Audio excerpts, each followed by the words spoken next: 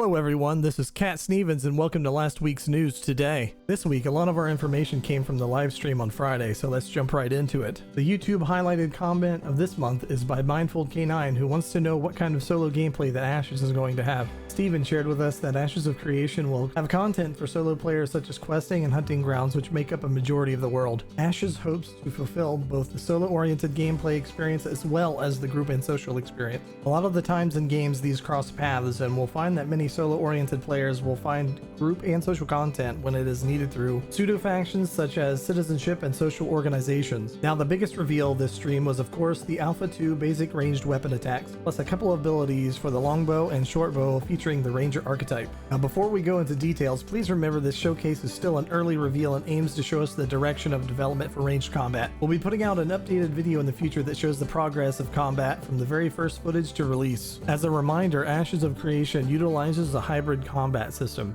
This means that it is not an action or tab combat only game. What was shown on the stream was not a full demo of combat or the ranger archetype, only a demonstration of basic ranged attacks and a sneak peek at the ranger. Ashes will feature abilities that are both tab, target, and action combat. We got to preview 3 basic ranger archetype abilities that work with both the longbow and the shortbow. Quick shot. This skill has no cooldown pass on it yet. It is a skill that recharges and each shot does more damage than the last. Each shot of the quick shot increases the damage of the next application of that specific attack against the target. This is to encourage you to do a burst of damage with all 3 quick shots or weave the shots here and there if you want more readily available damage. Snipe. An ability that you can press and hold and it roots you in place as you charge the shot. The longer you charge it, the more damage you can do. You can hold the skill for as long as you want, but once it is fully charged, it won't gain any more damage. Airstrike. Moves the character in the direction you are facing and range 3 projectiles down on the path you are going, AoE damage, and roots the target to the ground. It was also said that some archetype skills can only be used with certain weapons. On your paper doll, you will have a main hand, offhand, and ranged weapon slot. You won't have to switch between weapons if you use a weapon-specific skill. Your character will auto-swap over to the equipped weapon instead. The longbow. Its shots will be a little slower, but will have more power behind it. Basic attacks can be held and charged. As development goes on, Intrepid will be able to do a range of effects that could interact with that ability. For now, it is just a damage increase. Shortbow. You can move more freely with the shortbow. Acrobatic is what they said. Shortbows have a higher rate of fire and a higher crit rate, but you can't hold charge on the basic skills. There is no ammunition tracking in the game, so you don't need to craft arrows. Thank God. Bows are projectile based, not hit scan. Also, not all skills will require it to have a target locked, for example, cone attacks. They are thinking about being able to apply unique buffs to your weapons, like a quiver you could activate on a cooldown that might apply an effect to your attack. We then got to preview the current iteration of the hybrid system for ranged attack. Bear in mind, all the UI is customizable. When the reticle is on the screen for the action combat mode, which you can see above Steven's nameplate, it will smart soft lock onto an appropriate target in which your camera is facing. By the way, I do not like the nameplates. I can barely read them and tell what even's going on. Please fix it. Anyway, if you right click your mouse on a target, it will hard lock, which means if you move your camera, it will not change from your selected target. You'll need the camera to face the target in order to cast the skill though. You can also press tab to cycle through targets. So what did you think of the ranged combat update? Intrepid are looking to hear your feedback wherever you can give it, be it Reddit, the forums, Twitter, or etc. What aspects of basic ranged weapon attacks are important to you? What are you wanting to see or not see in the ranger archetype fantasy?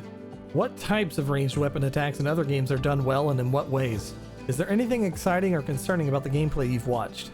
And we still have some more awesome info to share, including some Minotaur lore, but first, character art.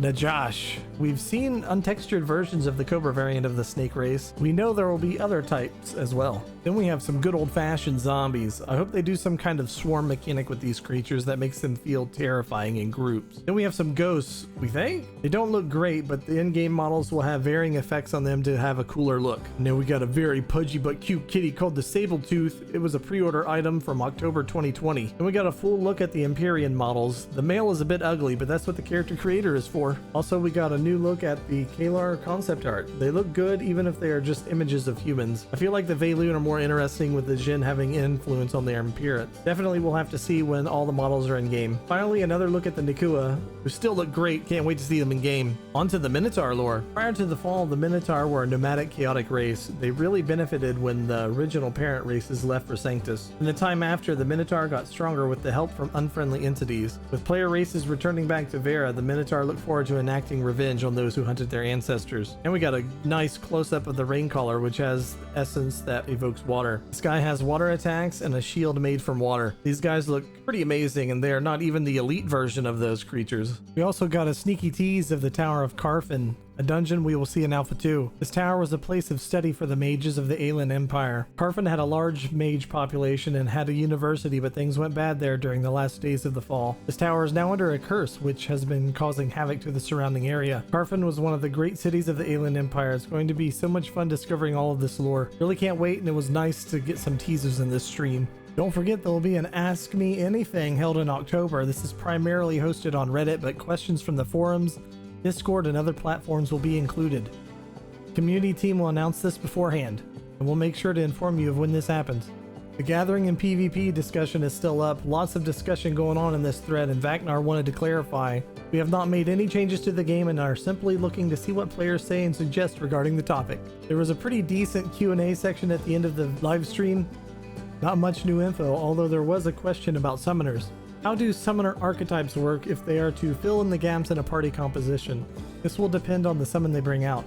A summoner will have supporting abilities that enhance the role of that particular summon, or hybridize the role of that summon based on the ability they cast on it, or by support via attacking spells on the enemy target. When you choose your secondary archetype, that will influence which category your summons perform best as a role. We suggest to watch the video if you want to hear what else was asked, and you can always check out the forums to find answers from Vagnar to all the questions that weren't answered on stream. And that's it.